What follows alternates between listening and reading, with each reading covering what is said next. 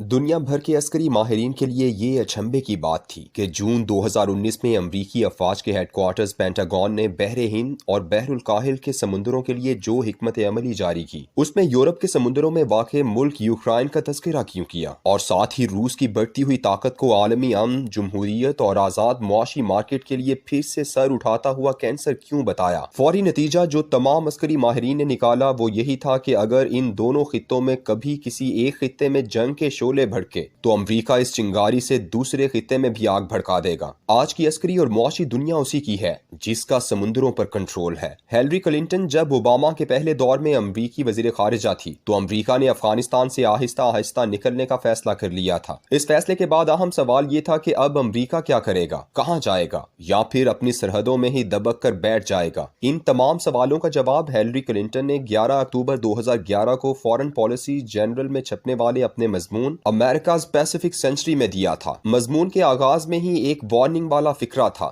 जो लोग ये समझते हैं कि अमरीका की ताकत अमरीका के अंदर है वो अहमकों की जन्नत में रहते हैं। अमरीका की ताकत अमरीका से बाहर है। उसके बाद उसने मजमून में इस बुनियादी सवाल का जवाब दिया था कि हम अगले 100 साल किस इलाके में गुजारेंगे। इस तवील मजमून में उसने लिखा कि आइंदा 100 साल अमरीका अपनी ताकत और कुव्वत का इजहार बहरुल काहिल और बहरे हिंद में करेगा और इसी इलाके पर हाकिमियत मुसल्लत करने के बाद ही दुनिया पर अमरीकी गलबे और इक्तदार की अगली सदी का ख्वाब पूरा हो सकेगा। मजमून के छपने के ठीक 3 माह बाद जनवरी 2012 में तालिबान का दफ्तर कतर में कायम हो गया और अमरीका अफगानिस्तान से बाइज्जत वापसी की राहें तलाश करने लगा। उसामा बिन लादेन का बुनियादी सवाल 4 माह पहले 2 मई 2011 के ड्रामे में हल किया जा चुका था और अमरीकी अवाम को तसल्ली देने के लिए ये काफी था कि हमने 11 सितंबर के सबसे बड़े मुजरिम को सफाई हस्ती से मिटा दिया है। अफगानिस्तान से जिल्लत आमेज शिकस्त को अवाम से छुपाने के लिए जो बाइडेन ने भी यही मंतक भिगारी थी कि उसामा बिन लादेन के बाद अब हमारा अफगानिस्तान में कोई जवाज नहीं बनता था कि हम अमरीकी अवाम के टैक्स से $45 मिलियन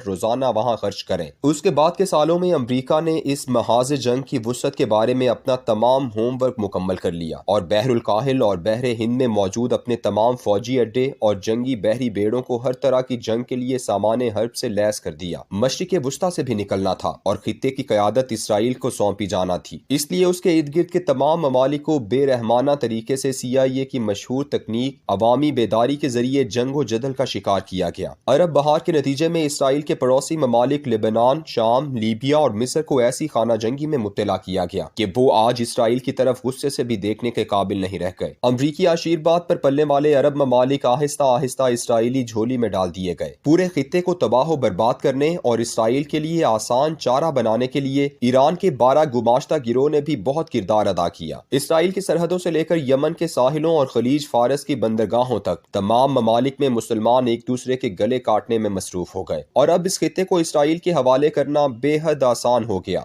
अमरीका ने मशरिक़ वुस्ता से अपना बोरिया बिस्तर समेटा और अपनी अगली सदी की बादशाहत के लिए बहरे हिंद और बहरुल काहिल में पड़ाव डाला। सितंबर 2018 में उसने भारत से स्पेशल मिलिट्री कोऑपरेशन एग्रीमेंट किया और भारत को चीन के मुकाबिल मुनज़्ज़म किया। 10 साल पहले 2007 में कायम होने वाले अमरीका, जापान, ऑस्ट्रेलिया और भारत के 4 मुल्की अस्करी इत्तेहाद को जिंदा किया गया और पूरे खित्ते के दर्जन भर से ज्यादा ममालिक से एक नया इत्तेहाद ऑकस बनाया गया ताकि चीन की मुआशी और अस्करी नाकाबंदी की जा सके। यूक्रेन पेंटागन की हिकमत अमली में इसलिए नुमाया हुआ क्योंकि चीन, जिसके मुद्दतों रूस के साथ सरहदी तनाज़ात थे और उन तनाज़ात की वजह से मौज़ेतंग और अमरीकी सदर रिचर्ड निक्सन ने खित्ते में अमरीका चीन ताल्लुकात की बुनियाद रखी थी। लेकिन अब दोनों 2011 में अस्करी मुआहदे में मुंसलिक हो गए और वॉस्टक की मुश्तरका जंगी मशकों ने अमरीका को खबरदार कर दिया। पेंटागन के मुताबिक रूस और चीन दोनों का मफाद इस खित्ते में है जिसमें पाकिस्तान, अफगानिस्तान और वस्ती एशिया की मुसलमान रियासतें शामिल हैं। दोनों मुल्कों और इस पूरे खित्ते का एक ही दरवाजा है जो किसी भी किस्म की आलमी तंगनाए इंटरनेशनल चोक पॉइंट से बाहर है और वो सिर्फ और सिर्फ गवादर है। चीन का समुद्री रास्ता जो इंडोनेशिया, मलेशिया और सिंगापुर के दरमियान से होकर गुजरता है,